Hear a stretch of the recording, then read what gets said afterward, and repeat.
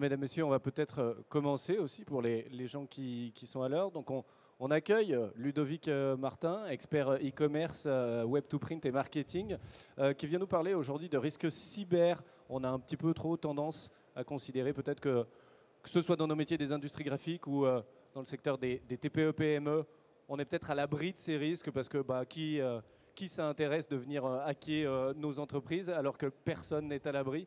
Et aujourd'hui, il y a des bonnes pratiques à mettre en place pour s'en prémunir. Et Ludovic va nous expliquer tout ça. Ludovic, je te laisse la parole. Merci Florent. Bonjour à toutes et à tous.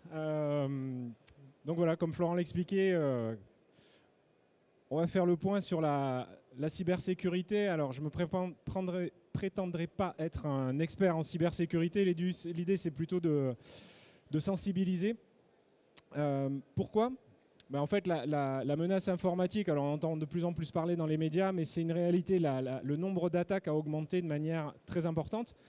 Il y a une agence nationale qui s'appelle l'ANSSI, Agence nationale de la sécurité des systèmes d'information. C'est un organisme gouvernemental qui recense et qui intervient lorsqu'il y a des attaques importantes et des intrusions dans des systèmes d'information. Pour vous donner un ordre de grandeur, ils ont détecté 1000 intrusions en 2021 contre 786 en 2020. Donc il y a une hausse de la menace. Et il y a aussi quelque chose qui se déroule, c'est que les cybercriminels, on a souvent l'image de l'étudiant boutonneux dans sa chambre qui va essayer de pirater un système. C'est un peu l'image d'Épinal et des films des années 80-90. Non, c'est pas ça. Aujourd'hui, il faut plus avoir l'image d'une mafia. C'est un business qui rapporte beaucoup d'argent, qui est international et qui est industriel. C'est-à-dire qu'on arrive à identifier clairement des cibles, à attaquer des entreprises en fonction des logiciels qu'elles utilisent ou du marché sur lequel elles se situent. La menace s'est accentuée au cours des 2 dernières années avec le confinement. Pourquoi ? Parce qu'on a des employés en télétravail qui accèdent au système informatique des entreprises via des VPN ou des accès distants, les réunions Zoom. Donc en fait, le risque des entreprises a été augmenté par rapport à l'époque où tout le monde travaillait dans l'entreprise, dans un espace fermé, et puis aussi sur des ordinateurs professionnels. Quand on mélange le privé et le pro sur des machines, il y a plus de risques d'exposition. Et enfin, malheureusement, avec la guerre en Ukraine, le risque a été considérablement augmenté. Il y a eu de plus en plus d'alertes du gouvernement français en disant « attention ».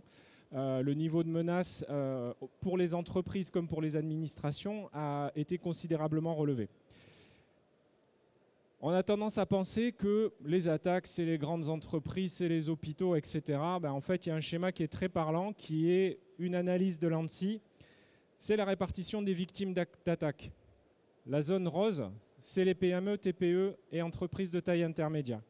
Donc ça veut dire que le gros des attaques, le gros des rançons, des piratages, etc., touche le monde des entreprises et toutes les tailles d'entreprises. On a également après des organismes professionnels, des hôpitaux ou autres, ou des ministères. C'est souvent ce dont on parle le plus, mais il y a une énorme quantité d'attaques sur des entreprises de toute taille. Alors quand on parle de cybersécurité et de risques et de menaces, il faut savoir de quoi on discute. Il y a plusieurs niveaux de menaces. La première, c'est la déstabilisation. C'est-à-dire que vous allez essayer de décrédibiliser une structure.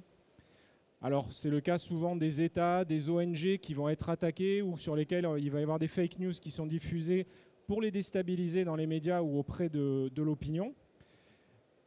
Et vous allez me dire, pour les entreprises, ça ne les concerne pas. Mais en fait, si. Il y a ce qu'on appelle typiquement, un exemple, le Black Hat SEO. Le SEO, c'est le référencement organique. C'est tout le travail que vous allez faire sur votre site, qu'il soit e-commerce ou pas, pour apparaître dans les premiers résultats de Google. Et si vous l'avez déjà fait, vous savez que c'est un travail très compliqué, très fastidieux, qui prend beaucoup de temps. Et puis c'est un travail de tous les jours dans la durée. Quelqu'un qui se lance sur un marché, il a 2 possibilités.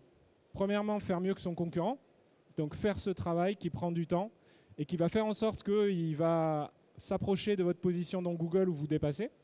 Et puis il y a des entreprises qui se disent plutôt que moi je monte, je vais faire descendre mon concurrent.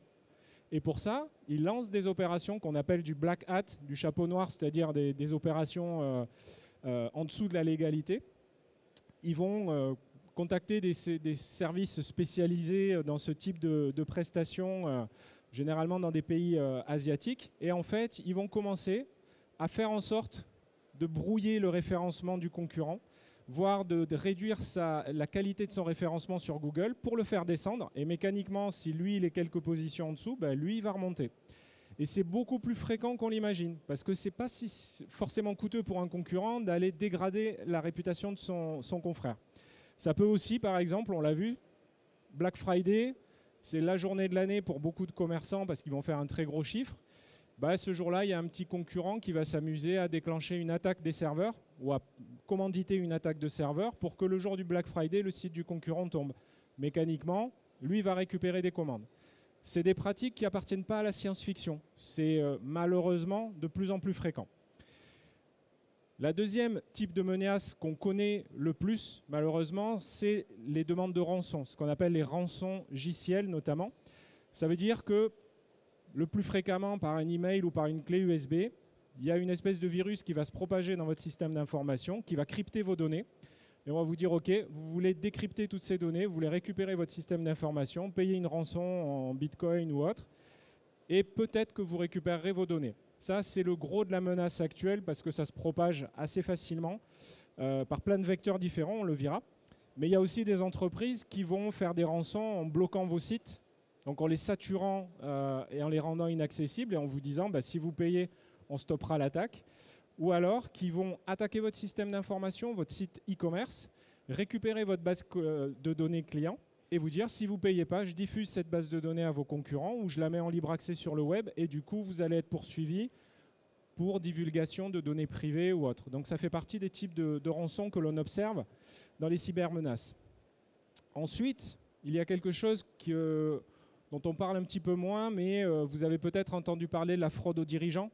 C'est l'exemple connu d'un ministre dont le visage avait été utilisé par des mafieux qui se servaient de ça pour détourner de l'argent auprès de dirigeants. Où il y a aussi souvent, pendant les vacances d'un PDG par exemple, ou d'une directrice d'entreprise, quelqu'un qui va se faire passer pour cette personne-là et qui va ordonner au comptable de déclencher un virement. Et en fait, ce virement va être destiné à un compte frauduleux et ça va être un piratage de fonds. Alors, la fraude aux présidences, c'est le côté le plus connu. Il y a aussi la fraude au virement, c'est-à-dire qu'on va se faire passer, par exemple, pour un gros fournisseur. Il y a eu des cas, notamment avec Google ou Facebook, pour les entreprises qui commandent beaucoup de publicité. Quelqu'un a dit, voilà, je vous envoie une facture, mais attention, mon RIB a changé. La facture suivante arrive, le virement est effectué, et en fait, ça n'arrive pas dans la société créancière, ça arrive sur le compte de pirate, et vous avez perdu potentiellement plusieurs dizaines de milliers d'euros. Même chose sur les comptes publicitaires pour celles et ceux qui vont utiliser Google Ads, Facebook Ads ou autres. Il y a des sociétés qui arrivent à pirater votre compte et s'en servir, en fait, détourner les cartes bancaires qui sont connectées à votre compte pour pouvoir ensuite, derrière, se faire leur propre pub à vos frais. Bien sûr, vol de données, c'est vol de données clients, vol de données privées, puisqu'il y a un business pour ça, pour revendre des données de particuliers ou autres. Vol de données bancaires également pour alimenter des usurpations d'identité ou autres problématiques. Vol de secrets industriels.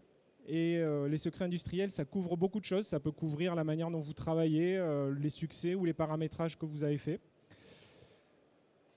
On a d'autres risques, c'est ce qu'on appelle la zombification. Alors la zombification, en fait, c'est qu'on va utiliser vos ordinateurs, on va utiliser vos serveurs pour déclencher des attaques. Donc en fait, ce qui est en vert va servir à faire ce genre de choses. Donc on va se servir de vos ordis, on va les pirater et vos ordis, sans que vous vous en rendiez compte, vont servir à attaquer d'autres serveurs, etc. Généralement, on va se rendre compte que les machines rament un peu, mais c'est souvent invisible. Sauf qu'en fait, c'est un piratage de vos systèmes d'information. Ça peut servir aussi à stocker des données interdites sur vos machines sans que vous vous rendiez compte, ce qui peut poser derrière des problèmes de responsabilité des dirigeants. Et ça nous amène au dernier point, c'est que parmi les cybermenaces, il y en a une qu'on oublie, c'est qu'en fait, la conséquence de ces choses-là, de ces attaques, si vous n'êtes pas bien préparé, c'est que ça peut engager votre responsabilité personnelle et pénale de dirigeant. Si vous laissez fuiter, entre guillemets, des données ou si vous exposez des données de vos clients ou des données sensibles et que vous n'avez pas géré ça de manière suffisamment structurée, dans certains cas, on peut considérer que c'est une faute de votre part, une négligence, et votre responsabilité peut être engagée. Hop. On a vu les menaces, maintenant on va regarder par où, entre guillemets, les pirates peuvent attaquer et aussi de quel type de médias ils peuvent se servir pour réaliser des cyberattaques. Un des premiers vecteurs, c'est l'infrastructure informatique. Quand on dit infrastructure informatique, ce sont vos serveurs, vos ordinateurs. C'est la première chose à laquelle on pense. Mais il y a aussi les routeurs, par exemple.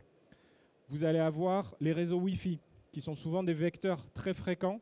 Alors peut-être pas le réseau Wi-Fi auquel vous pensez ou vous vous connectez, mais parfois on a un réseau Wi-Fi au fin fond de l'entrepôt qui sert à des imprimantes d'étiquettes, de machins, qui date de Mathusalem, qui est connecté à votre système informatique et qui est complètement ouvert. Il y a des gens qui vont se servir de ça comme vecteur pour divulguer, pour envoyer des virus dans votre système d'information ou pour accéder à votre système d'information. Ensuite, il y a des choses auxquelles on pense moins, les objets connectés, les montres, par exemple, les téléphones, ce genre de choses, et aussi les imprimantes. Pourquoi? Parce que les imprimantes, parfois, connectées au réseau informatique, elles ont un accès admin qu'on n'a jamais mis à jour, avec un vieux mot de passe qui est le même sur toutes les machines. Et en fait, c'est un outil intelligent connecté à tout le réseau informatique et qui peut servir de vecteur de propagation ou d'accès à votre système d'information. Deuxième point qui est de plus en plus important, c'est ce qu'on appelle le Shadow IT. Donc c'est un peu l'IT fantôme dans les entreprises où le BYOD, c'est Bring Your Own Device, amener votre propre terminal au boulot. C'est les smartphones, c'est parfois des collaborateurs qui viennent au boulot avec leur ordi perso ou leur tablette, qui vont se connecter au réseau de l'entreprise, qui vont avoir accès à la messagerie de l'entreprise.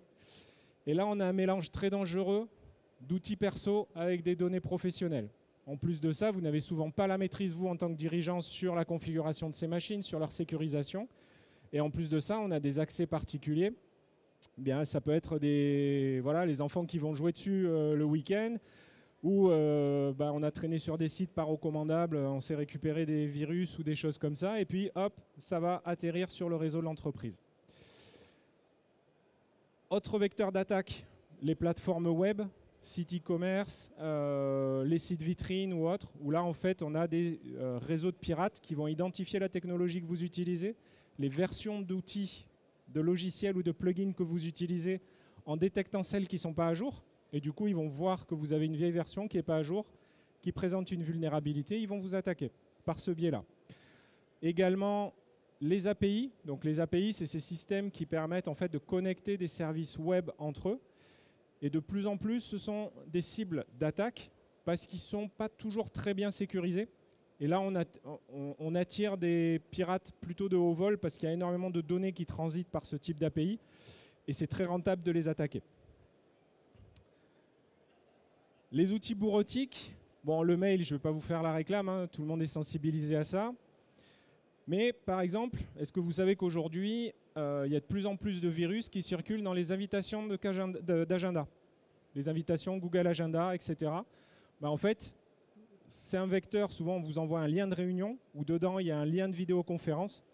Il y a de plus en plus d'attaques qui vont utiliser ce vecteur-là, en plus auquel on ne fait pas attention. On a tendance à cliquer sur le lien, à ne pas prêter attention au fait que ça puisse être un risque. Et c'est un moyen d'installer des virus ou autres sur les ordis des destinataires. Même chose pour les réunions visio ou autres. C'est un vecteur de plus en plus utilisé pour attaquer et donc il est important de les sécuriser. Les logiciels en SaaS, plateforme d'emailing, services de paiement, CRM, alors ça, ce sont des cibles de choix parce qu'il y a énormément de données intéressantes pour des pirates. Il y a des données de paiement, il y a des données d'individus. Il peut y avoir beaucoup de renseignements sur les entreprises. Donc, il y a des adresses mail dont on va pouvoir se servir pour spammer, etc. Donc ça, c'est vraiment des cibles intéressantes et qui sont souvent, malheureusement, peu sécurisées au niveau des accès et que donc les pirates privilégient. Et puis, il y a un facteur qu'il ne faut pas négliger. On a tendance à dire c'est ce qui se situe entre la chaise et la table, c'est le facteur humain. Beaucoup de ces attaques sont rendues possibles par un petit peu la crédulité de nous tous. Ce n'est pas des personnes en particulier, mais si on n'est pas sensibilisé, on ne va pas faire attention. où on va recevoir un coup de téléphone de quelqu'un qui va se faire passer par un technicien d'imprimante ou autre, et qui va récupérer un mot de passe, etc. Et c'est ce qui sert à générer des attaques importantes. Et ça aussi, ne pensez pas, parce que c'est ce qu'on appelle l'ingénierie sociale, d'utiliser des salariés pour accéder à des informations. Ça touche beaucoup de PME parce que ça va servir à savoir quand est-ce que le PDG part en congé, où il part en congé, quand est-ce que voilà, y a telle personne qui s'occupe de quoi, quelle personne qui s'occupe des virements. Donc c'est un moyen de récupérer de l'information et du coup de préparer des attaques sophistiquées ultérieurement. Une attaque, ça n'arrive pas d'un coup comme dans les films où on bloque tous les serveurs avec des grands écrans verts. Non, en général, ça dure dans le temps, c'est préparé. Il y a des systèmes qui vont être installés un petit peu en sourdine pour recueillir de l'information. Il va y avoir du renseignement qui va être déclenché. Et puis le jour où ça se passe, alors vous pouvez avoir votre système d'information crypté, puis vous pouvez aussi ne rien voir, parce que ça sera une attaque silencieuse. Alors qui parmi vous a déjà été confronté de près ou de loin, à titre personnel ou pro, à une attaque? D'accord, bon. Vous en êtes bien sorti? Bon. Tant mieux, j'en suis ravi. Alors comment se prémunir face aux attaques? L'idée, c'est de ne pas se dire si un jour ça arrive, on fera ça. Non, dites-vous que ça va vous arriver. C'est malheureusement comme un cambriolage. Je pense que personne n'est à l'abri, donc il faut plutôt se dire quand ça va arriver, on a telle et telle sécurité qu'on a déjà testée, on va faire ça. Donc la meilleure préparation, ça consiste à accepter ce risque et à vous dire ça va nous tomber sur le coin du nez un jour ou l'autre. Donc, on va anticiper. On va anticiper en se préparant à ce cas de figure, en sensibilisant les collaborateurs et en envisageant comment on va pouvoir restaurer les systèmes. La pire des réactions, c'est de minimiser le risque en disant « moi je suis trop petit pour être attaqué, de toute façon je suis une petite imprimerie dans un coin, ça ne les intéresse pas, etc. » Ou « c'est bon, on a un gars qui est passé chez nous, qui a regardé, on est prêt, je n'ai pas besoin de m'en occuper, c'est les informaticiens qui gèrent. » Non, la sécurité, j'y reviendrai, c'est l'affaire des dirigeants. Il ne faut pas le déléguer. C'est votre responsabilité, c'est vous qui devez vous assurer que les choses soient faites, qu'elles soient actualisées et qu'elles soient bien faites.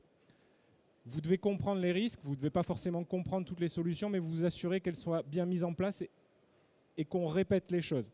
Donc ne déléguez pas la sécurité. Réellement, c'est quelque chose qui est essentiel au niveau du dirigeant. Ce n'est pas l'apanage du service informatique. La sécurité, c'est l'affaire de tout le monde dans l'entreprise. Le service informatique, c'est un moyen, c'est un garant, mais ce n'est pas l'alpha et l'oméga de la sécurité de votre société. Vos pires ennemis, clairement, c'est l'habitude, la lassitude et la confiance. Pour moi, voilà, ça me casse tous mes effets. Il faut que vous réévaluez régulièrement vos procédures. Il faut que vous ayez un regard critique en vous disant « Attendez, ça fait longtemps qu'on ne l'a pas regardé » ou on a installé un nouveau truc, quel impact ça peut avoir en cybersécurité. Et en tant que dirigeant, alors c'est mon point de vue, tout le monde ne le partage pas, mais je pense qu'il vous faut être parano à titre professionnel et privé. C'est tellement important aujourd'hui. Le risque est vital pour votre société. Vous devez être réellement extrêmement impliqué là-dessus et anticiper beaucoup de choses et ne pas vous appuyer sur d'autres personnes dans votre société en pensant qu'eux vont y penser. Parce que souvent, le problème derrière, c'est ce quand je dis l'habitude, la lassitude ou la confiance, c'est qu'après, on est pris dans l'opérationnel. On n'a jamais le temps de faire la sécurité. Ce n'est pas forcément le truc le plus important quand on a des devis à faire, etc. Et c'est comme ça qu'on se fait piéger. Un point important, les attaques, elles n'arrivent jamais en semaine, pendant les heures ouvrables et au moment où tout le monde est dans vos bureaux. Une attaque informatique, ça va arriver le 24 décembre à 11h30 du soir ou le 15 août, voilà, ou quand le patron est en congé. Pourquoi? Parce qu'il n'y a personne sur le pont et que c'est facile d'attaquer à ce moment-là et qu'on se rendra compte des dégâts beaucoup plus tard. Donc, il vous faut anticiper toutes ces choses-là. Première des bonnes pratiques, c'est de sensibiliser, de sensibiliser vos équipes au risque. Première des choses, informez-vous sur le niveau de risque. Typiquement, l'ANSSI, l'Agence nationale de sécurité informatique, publie régulièrement des bulletins. Et là, par exemple, va dire en ce moment, le risque est extrêmement élevé. Alors, elle ne va pas dire il est juste élevé. Elle va dire il est très élevé et sur tel type d'infrastructure. Par exemple, en ce moment, ce sont les serveurs Microsoft Exchange qui sont ciblés. Si vous n'avez pas de serveur Microsoft Exchange, pas de panique. Vous avez un serveur Microsoft Exchange qui date un petit peu. Ah, là, il faut faire attention, vérifier qu'il est bien à jour ou être beaucoup plus vigilant sur lui. Transmettez les alertes à vos équipes. Et toujours pareil, ne pensez pas que vous avez quelqu'un qui va le gérer à votre place. C'est à vous d'être un peu vigilant là-dessus. Ensuite, élément très important, la charte informatique dans l'entreprise. Il y a très peu d'entreprises qui ont une charte informatique annexée au contrat de travail des salariés. La charte informatique, elle définit les droits et devoirs numériques des collaborateurs. Elle est souvent associée au droit à la déconnexion. Mais il faut savoir qu'elle est opposable devant les tribunaux à partir du moment où elle est enregistrée auprès de la direction départementale du travail. Et elle va définir qu'à partir du moment où vous donnez des identifiants à un de vos salariés, qu'il a des devoirs, qu'il doit faire attention, qu'il ne doit pas cliquer sur certains trucs. Voilà, ça définit un cadre et ça sensibilise les collaborateurs au risque informatique. C'est très peu fait, ça doit l'être de plus en plus et c'est un moyen de les responsabiliser. Ensuite, insister régulièrement sur les bonnes pratiques de mots de passe, la structure des mots de passe, le changement, le fait de ne pas utiliser le même mot de passe sur plusieurs comptes. Parce que si un compte se fait pirater, on va tester tous les autres. Votre compte Facebook se fait pirater, vous avez le même mot de passe sur Google, sur iCloud, sur Netflix, etc. Les pirates, ils ne sont pas bêtes, ils vont tester tout ça. Donc jamais le même mot de passe sur les différents comptes. Des mots de passe qui font entre 12 et 20 caractères, d'accord, et qui sont complexes, et surtout qui sont changés régulièrement. Ensuite, apprenez la vigilance. Ça veut dire, je reçois un lien, je reçois un SMS avec un lien. Je ne clique pas dessus si je ne sais pas. Régulièrement à Noël, on reçoit des SMS. Vous avez un colis qui a été livré, il y a un problème de douane. Cliquez ici pour vous acquitter d'une taxe pour recevoir votre colis. En cliquant sur le lien, vous allez installer un virus sur votre téléphone. Vous ne savez pas ce que ce virus va propager ultérieurement. Donc déjà, ça veut dire qu'il faut avoir un antivirus sur son téléphone qui va scanner le lien et qui va vous alerter. Ça ne coûte pas très cher et il y en a de très performants. Et ce n'est pas parce que vous avez un iPhone que votre iPhone est sécurisé. Non, il faut un antivirus sur iPhone comme il faut des antivirus sur Mac. Il y a un mythe qui est tombé. Les Macs sont sensibles et sont vulnérables, comme les PC, comme les autres machines. Il faut vérifier régulièrement les sites vers lesquels on nous envoie des liens et apprendre à décoder un URL ou autre pour faire la différence entre un site officiel et un site qui se fait passer pour soi-disant officiel. Actuellement, il y a une vague d'arnaques, par exemple, où vous recevez une confirmation de commande de la FNAC. Je ne sais pas si ça vous est arrivé. Vous dites, j'ai rien acheté à la FNAC, moi, je reçois une confirmation de commande. C'est structuré, c'est parfait, il n'y a pas de faute d'orthographe, c'est exactement un truc de la FNAC. Simplement, quand on survole le lien dans sa messagerie, on voit que c'est news-info fnac.com. Enfin, ce n'est pas une adresse de la FNAC, en fait. Mais c'est vraiment très tentant de cliquer en se disant, non, moi, je n'ai pas commandé ça. Je vais me connecter à mon compte, je vais rentrer mes identifiants et puis je vais gueuler auprès de la FNAC. Bon, vous ne gueulez pas auprès de la FNAC. En fait, vous avez transmis vos identifiants à un pirate. Des pièces jointes, on les scanne automatiquement. Ça, c'est l'idéal. Ou sinon, on prend le réflexe de les passer à l'antivirus avant de les ouvrir. On évite de mélanger le pro et le perso quand on peut. On anticipe ses absences quand on est dirigeant, cadre clé dans l'entreprise. On prévient ses collaborateurs et on leur dit « je ne vais pas faire de virement. Je pars au fin fond de la pampa, je ne vais pas vous appeler. Et je ne vous demanderai pas de faire d'opération financière. Et si quelqu'un prétendant être moi vous dit qu'il faut faire une opération financière, vous ne la faites pas. Vous partez en vacances, vous prévenez votre banque. Vous leur dites « je suis absent. Je n'ai pas d'opération à venir. » Parce que votre banque aussi peut être approchée par des gens se faisant passer par vous. Ensuite, il faut adopter ce que j'appelle une bonne hygiène, c'est-à-dire mettre à jour systématiquement ces logiciels. Ça rejoint ce point, c'est qu'on se tient au courant des risques, des logiciels qui présentent des failles. Dès que les mises à jour sortent, on les fait. Et là, c'est pareil, on peut penser que ça touche que le monde de l'entreprise. Non, iOS, Android, macOS, Windows, il y a des mises à jour très fréquentes et il ne faut pas tarder à les faire parce que la plupart des mises à jour aujourd'hui, elles concernent des failles de sécurité. Donc faites des mises à jour régulières. Mettez à jour aussi votre plateforme web, vos plugins et bien sûr vos antivirus. Ça va, vous n'avez pas trop d'angoisse? Bon, ensuite il faut évaluer le risque. Clairement, il faut cartographier son système d'information local et dans le cloud en se disant qu'est-ce que j'ai comme outil, qui communique avec quoi, sur quel serveur c'est hébergé. évaluer les vulnérabilités et les facteurs de risque. Clairement, on a un vieux serveur dans un coin avec un vieux logiciel qu'on n'arrive pas à mettre à jour mais qui est indispensable. Bon, ben, faut identifier que là, on a un risque, on a un point potentiel qui peut servir de point d'attaque. Donc déjà, il faut cartographier pour être au courant de ce qu'on a. Il y a énormément de dirigeants, voire même de directeurs de systèmes d'information qui n'ont pas cette vision d'ensemble de la plomberie informatique de leur entreprise. C'est essentiel d'avoir cette cartographie et surtout de la tenir à jour. Faites réaliser des audits de sécurité sur les systèmes sensibles. Il y a des subventions pour ça. Il y a de plus en plus de spécialistes. Ça coûte tellement cher à la société que l'État peut vous accompagner là-dessus. Donc, faites faire des audits externes par des spécialistes qui vont regarder un petit peu vos systèmes d'information et qui vont détecter des vulnérabilités et qui vont vous proposer des solutions. Déployer une stratégie de maîtrise des risques, c'est-à-dire qu'on identifie les risques, on les cartographie, on les traite ou on définit des procédures pour réagir et on tient ça à jour. Ensuite, il faut prévenir, c'est-à-dire contrôler les accès. Alors quand je dis accès, bien sûr, on va penser au login, mot de passe, très bien.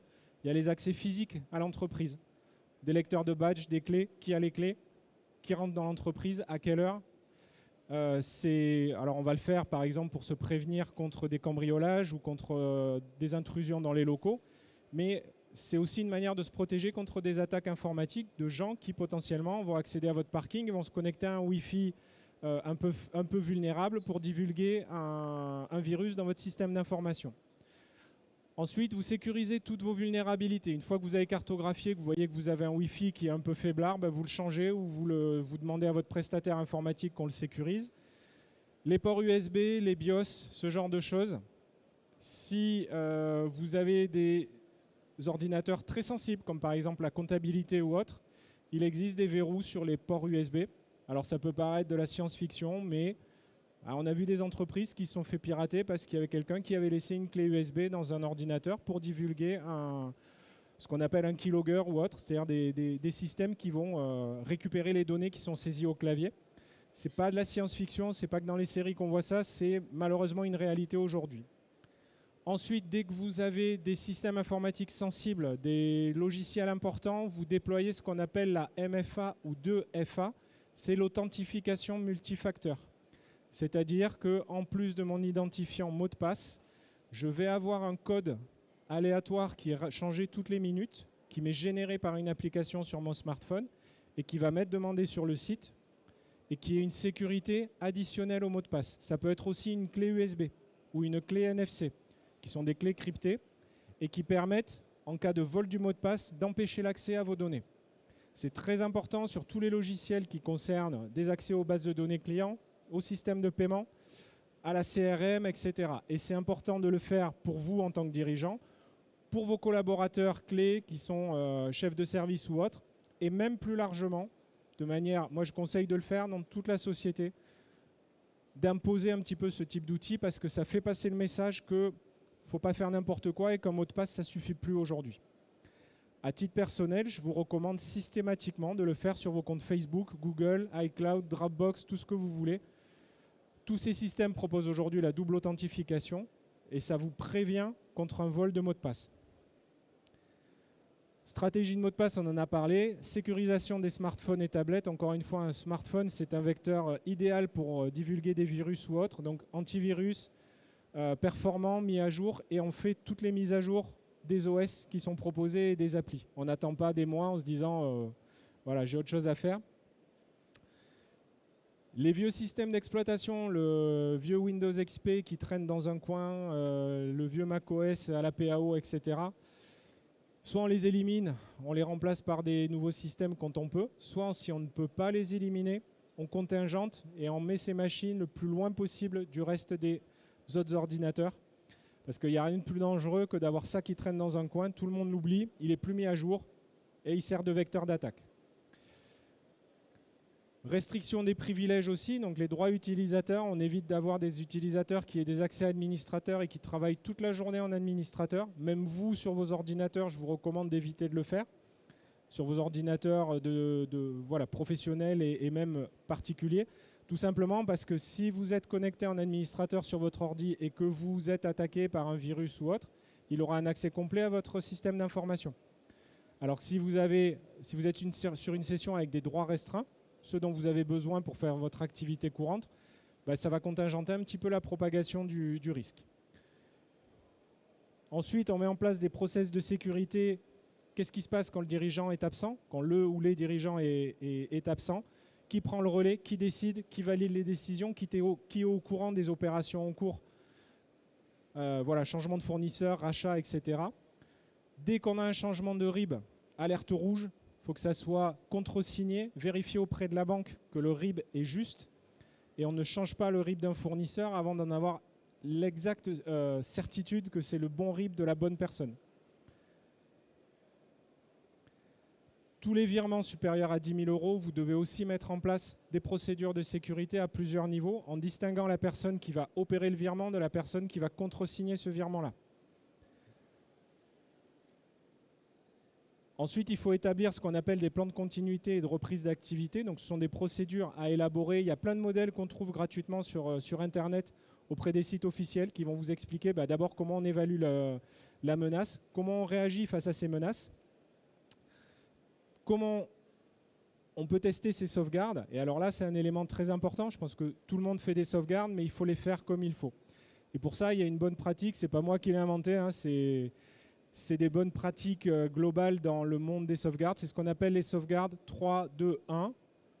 3 copies de sauvegarde, 2 supports différents, un dans le cloud, un support physique et au moins un support qui est déconnecté totalement du réseau et qui n'est pas sur le même site où se trouve le reste. Encore une fois, soyez parano, faites la même chose à la maison. Vous allez un peu vous faire peur au début, mais après, c'est une bonne pratique. Pourquoi ?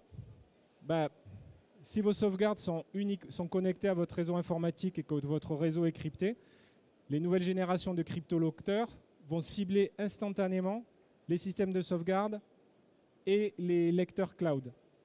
Donc en fait, ils vont faire en sorte de paralyser votre entreprise. Si vous avez une sauvegarde qui est dans un coffre à un autre endroit qui n'est pas dans les mêmes locaux, quelque part, vous avez la possibilité de restaurer votre système d'information, même dans le pire des cas.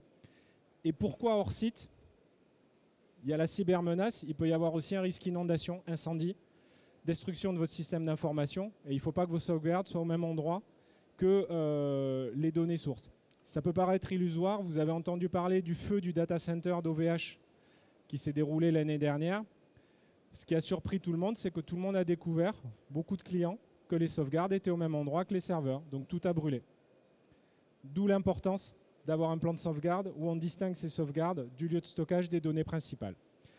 Ensuite, assurer l'assurance cyber-risque en entreprise, c'est essentiel et il ne faut pas traîner. Pourquoi il ne faut pas traîner ? Parce que les assureurs sont de plus en plus réticents à prendre de nouveaux souscripteurs parce que le risque explose et que donc ça leur coûte plus cher. Et que donc, je ne sais pas s'il y a des assureurs dans la salle, je ne vais pas le dire trop fort, si le risque augmente, ils ont moins envie de le prendre et de le couvrir. Et ça leur coûte extrêmement cher.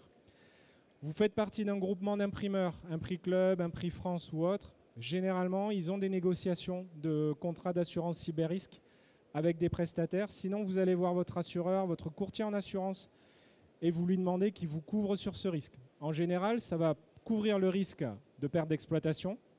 Ça va couvrir le risque éventuel d'exposition des données de vos clients, ça va vous protéger.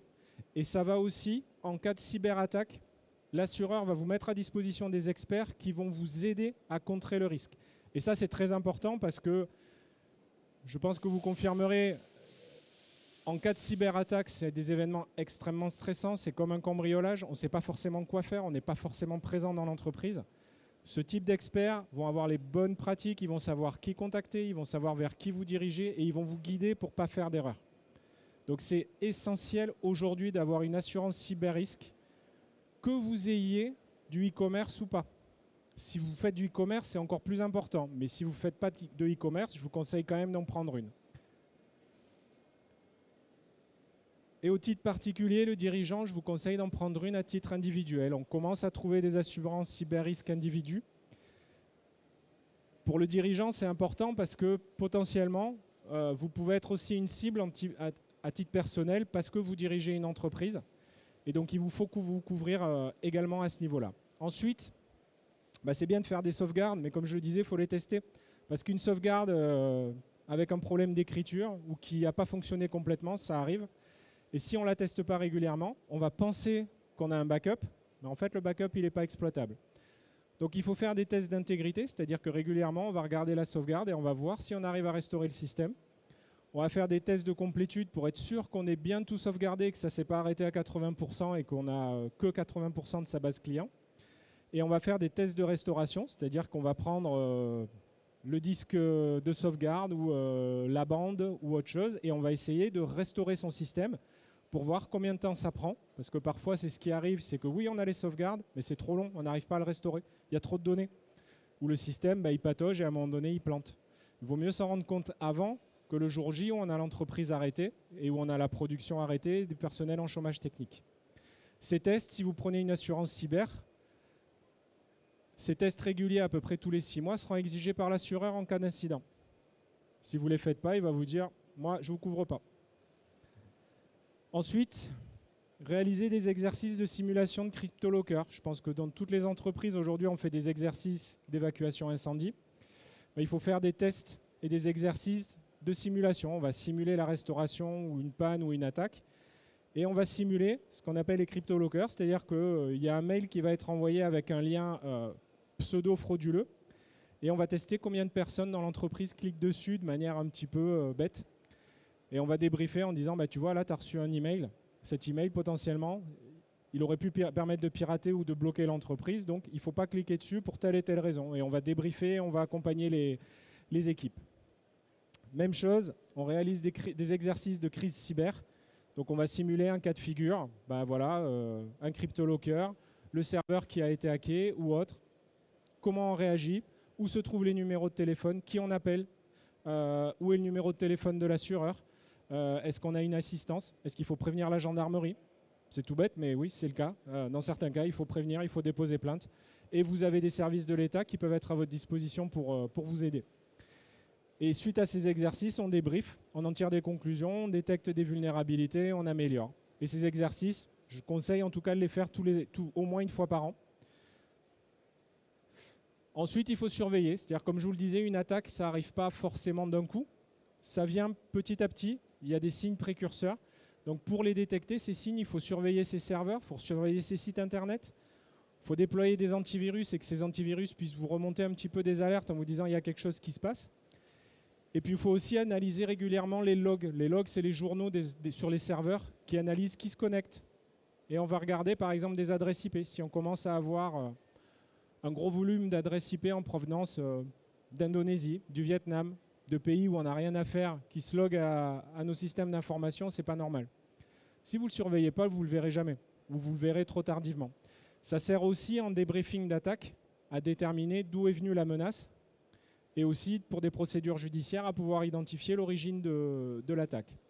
Il faut contrôler régulièrement tous les droits d'accès à toutes les machines, qui a accès à quoi, avec quel rôle, et changer éventuellement les droits d'accès ou les réduire en fonction de l'évolution des gens dans la société. Et puis quand les gens quittent la société, on leur coupe leurs accès. Ce n'est pas toujours le cas. On pense que oui, mais croyez-moi, ce n'est vraiment pas systématique. Ensuite, on sécurise les accès des utilisateurs au système d'information. C'est-à-dire que typiquement, vous êtes présent en France, en Suisse et au Luxembourg. Je prends un exemple. Vos collaborateurs ne doivent pouvoir se connecter à votre système d'information que depuis ces 3 pays. Quelqu'un qui va essayer de se connecter au système d'information depuis le Portugal, il faut le bloquer. Après, on peut vérifier que c'est un collaborateur qui voyage ou autre, mais a priori, on bloque. Et ça, c'est rarement fait. Et pourtant, il y a plein d'outils dans le cloud aujourd'hui qui permettent de le faire. Quelqu'un qui tente de se connecter, qui rentre un mauvais mot de passe, au bout de 3-4 essais, il faut le bloquer. C'est pas grave, son compte, on pourra le débloquer, mais il y a un comportement anormal, on bloque. Même chose sur les horaires. Si vous avez des équipes qui ne travaillent pas de nuit ou qui ont des horaires standards, que personne n'a rien à faire sur votre système d'information le week-end, vous bloquez les accès, comme vous le feriez pour les accès physiques à votre entreprise. Ensuite, sensibiliser les gens et surveiller toutes les activités bizarres. Perturbations, ralentissements, des serveurs qui se mettent à ramer ou beaucoup d'accès. Ça peut être des signes précurseurs d'une attaque. Donc il faut surveiller ça, regarder les logs. Est-ce que c'est un incident sur une machine? Est-ce que c'est un serveur ou un programme qui a un problème? Ou est-ce que c'est autre chose? Donc encore une fois, une attaque arrive rarement sans prévenir. Elle est précédée un petit peu comme dans le terrain militaire, par des phases de reconnaissance. Avant l'attaque, c'est souvent ce qui se produit.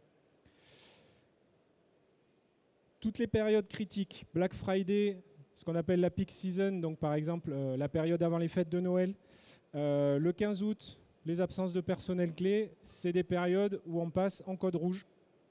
Donc il faut le savoir dans l'entreprise, il faut dire à ce moment-là, on est plus vulnérable.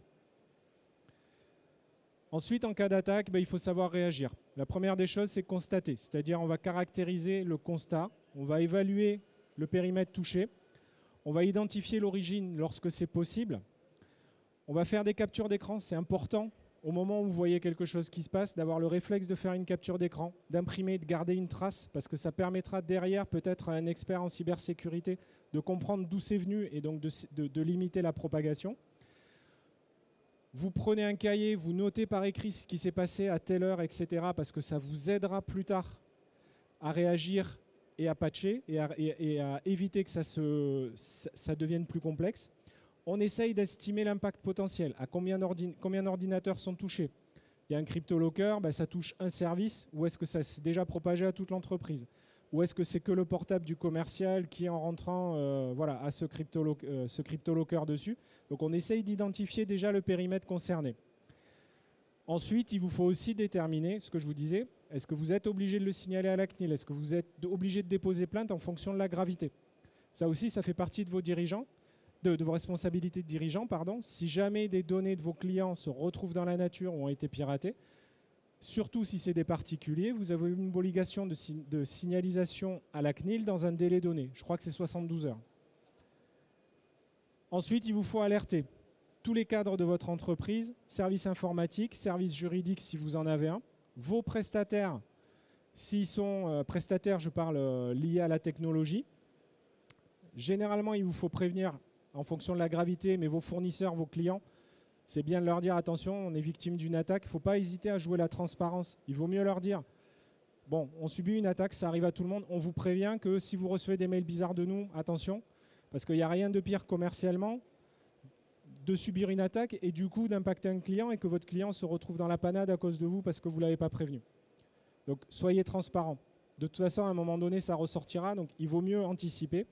Et puis derrière, tout ce qui est assurance, vous les prévenez immédiatement. Ils peuvent vous déclencher des experts en fonction de la gravité. Ils peuvent vous créer carrément des cellules de crise. Et là, vous allez avoir des gens à disposition dont c'est le métier de gérer ça et qui vont pouvoir aussi vous guider vers les bons interlocuteurs. Et dans certains cas, les autorités, plus des sites dédiés, cybermalveillance.gouv.fr, vous pouvez déclarer vos incidents. Et l'État, dans certains cas, a des services qui peuvent venir en aide auprès des entreprises. Donc clairement là-dessus, vous n'êtes pas seul. Ensuite, alors c'est en parallèle, faut pas, en fonction de la priorité, il faut parfois commencer par agir, mais vous ou les gens que vous avez prévenus, on va mettre en sûreté. Des fois, la meilleure des réactions, s'il y a un ordinateur par exemple qui commence à être piraté, vous le coupez du courant, vous coupez les accès réseau, vous coupez le Wi-Fi, vous l'isolez. D'accord ? Ensuite, c'est sur des serveurs ou autres, on va couper les accès Internet. On va essayer de préserver, dans certains cas, ça va être l'inverse. On va débrancher les machines qui ne sont pas contaminées, on va les mettre en lieu sûr, parce qu'elles, au moins, elles ne sont pas infectées. Les sauvegardes, toujours se demander où elles sont et les mettre en lieu sûr aussi pour pas qu'elles puissent être impactées. Et ensuite, on essaye d'endiguer, donc c'est coupure du réseau, coupure d'Internet, potentiellement coupure d'alimentation électrique, dans certains cas. Dernière étape, vous pouvez mettre le feu, mais bon, je ne recommande pas. Et parfois déposer plainte. Voilà, j'arrive au bout de cette séance. J'espère ne pas trop vous avoir angoissé. C'est un sujet qui est angoissant. Mais il vaut mieux l'anticiper, il vaut mieux sensibiliser ses équipes et en avoir conscience. Et comme je disais, c'est de l'hygiène, il faut le faire régulièrement. Il faut réévaluer régulièrement son risque et encore une fois, sensibiliser beaucoup ses équipes. Est-ce que vous avez des questions ? Bon. Écoutez, je vous remercie beaucoup et je vous souhaite une bonne fin de salon et un bon retour chez vous.